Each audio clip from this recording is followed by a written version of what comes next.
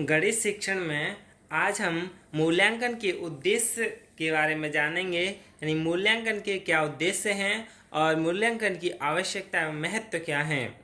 Purpose of evaluation and need and importance of evaluation. सबसे पहले हम पर्पज ऑफ इवैल्यूएशन यानी मूल्यांकन के उद्देश्य क्या हैं जान लेते हैं। पाठ्यक्रम में आवश्यक संशोधन करना। इन मूल्यांकन का उद्देश्य क्या है? पाठ्यक्रम में आवश्यक संशोधन करना, यानी जो पाठ्यक्रम है उसमें कहाँ तक सफलता मिली है या सफलता ना मिलने में क्या कमी है उसको दूर करना, उसमें संशोधन करना, यानी making necessary modification in the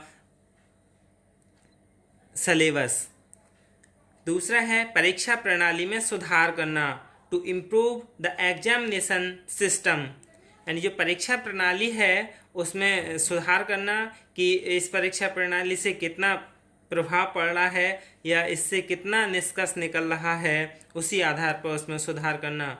फिर है निर्देशन एवं परामर्श हेतु उचित अवसर प्रदान करना, यानी जो गाइडेंस एंड काउंसलिंग है उसमें उचित अवसर देना कि उन्हें सलाह देना, निर्देश देना, ये सब मूल्यांकन के उद्देश्य हैं। अध्यापकों की कार्य कुशलता एवं सफलता का मापन करना कि अध्यापक की कितनी कार्य कुशलता है और कहाँ तक वह सफल है, इसका मापन करना, ये सब मूल्यांकन के द्वारा ही संभव है। To measure the efficiency and sources of teachers. अगला है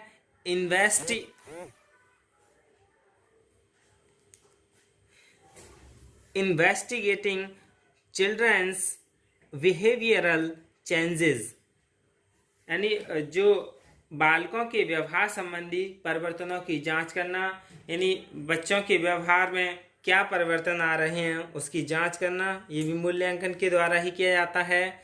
फिर है to help in providing information about the weakness and abilities of childrens, यानी बालकों की दुर्बलताओं तथा योग्यताओं की जानकारी प्रदान करने में सहायता देना।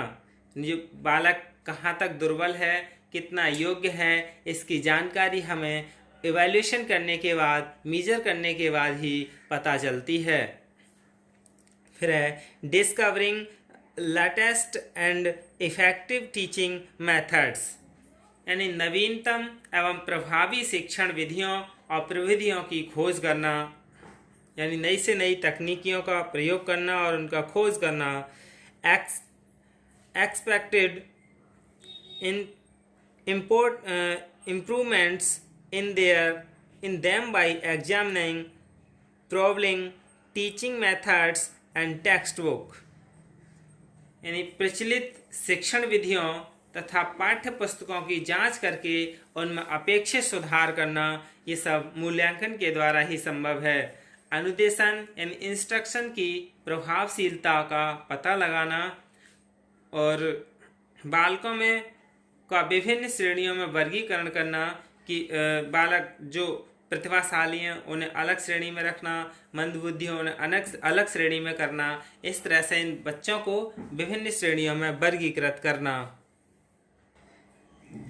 बालकों की अधिगम कठिनाइयों का पता लगाना, यानी बालक की जो लर्निंग डिफ़िकल्टीज़ हैं उनके बारे में पता लगाना कि कितनी कठिनाइयाँ आ रही हैं अधिगम में।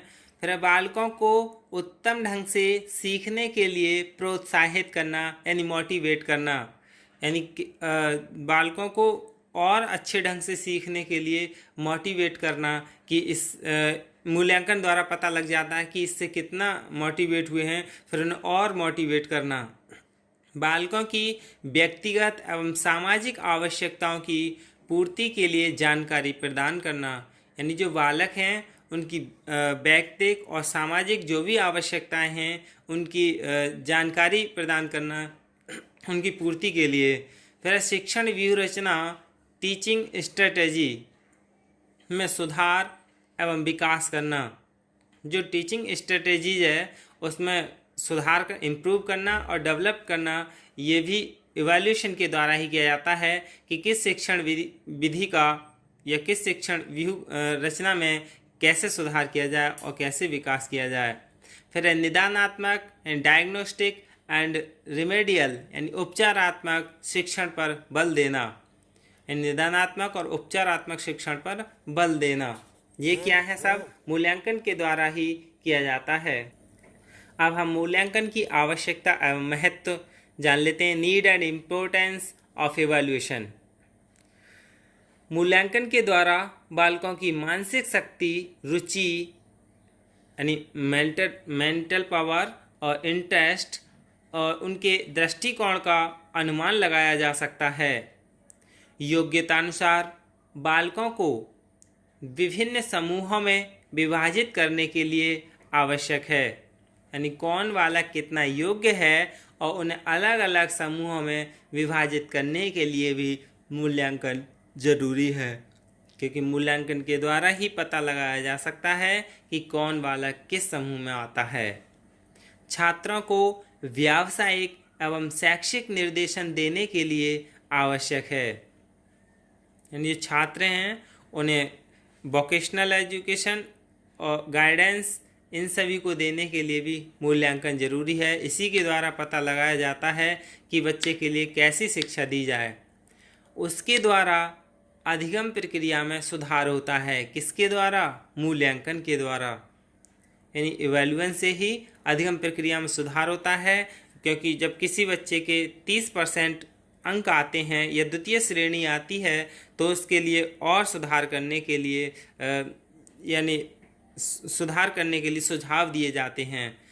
पाठ्यक्रम, पाठ्य पुस्तक एवं शिक्षण विधियों में सुधार करने के लिए अत्यंत आवश्यक है। यानी मूल्यांकन जो है वो पाठ्यक्रम, पाठ्य पुस्तक और शिक्षण विधियां जितनी भी हैं उन सभी में सुधार करने के लिए बहुत ज़रूरी है।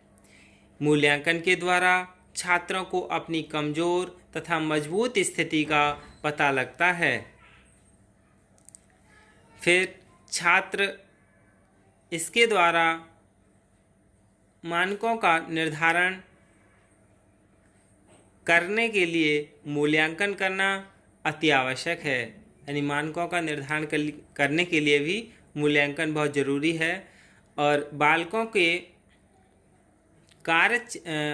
के कक्षोन्नति, एक कक्षा से दूसरी कक्षा में और विभाजन में सुविधा प्रदान करता है। जो मूल्यांकन है वो बालकों को कक्षान्नति करने में और कक्षा विभाजन करने में सुविधा प्रदान करता है।